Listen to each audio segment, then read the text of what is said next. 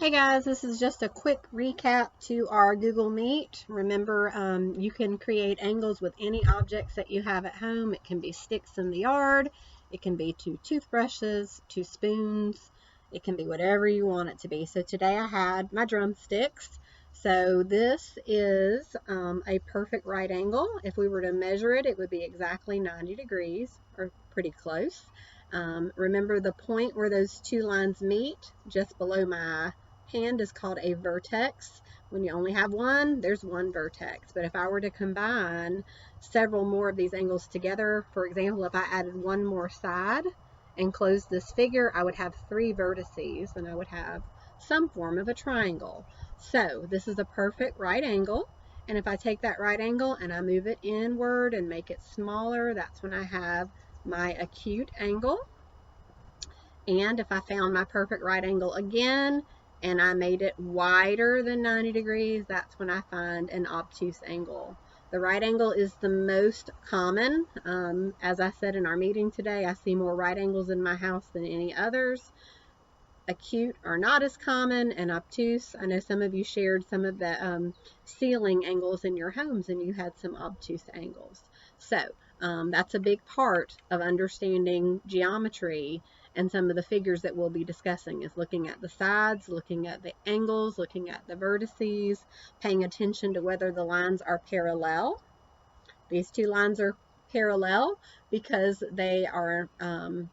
they're equal distance apart, they're not intersecting, they're not touching. I could turn these lines this way and they would still be considered parallel, diagonal, and so on. Parallel lines move in the same direction, they never intersect, and they're never going to touch. And many of the figures we'll be looking at have pairs of parallel lines. Okay? Some of the objects that I found in my house were the attachment to my vacuum cleaner that I could use to clean off the couch, and hiding in the tip of the vacuum cleaner attachment is a nice little acute angle.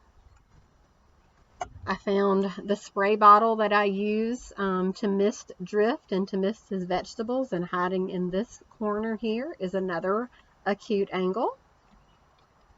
I found a decorative bird house, and if I look at the roof, there's a nice acute angle in the top there. There's some nice right angles on the bottom and on the sides, but right at the very top is an acute angle. And then last but not least, we spent a long time looking at Miss Bryan's screens that I just cleaned before spring break. This one's got a little ding in it. But what made this a cool object is that it was a perfect example of a rectangle. The tops and the bottom, the top and the bottom are opposite sides. They're the same length. They're equal distance apart. They are parallel. The sides of my rectangle, however, are not the same length as the top and the bottom, but the sides are parallel. And if you look in the corners, we have 4 perfect right angles. Okay, so that was just a quick review of what we talked about today. You guys did a great job of sharing items in your house today. Keep a lookout for them.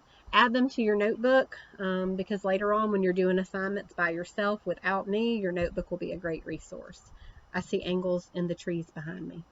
Have a good day, guys, and if you need me, reach out.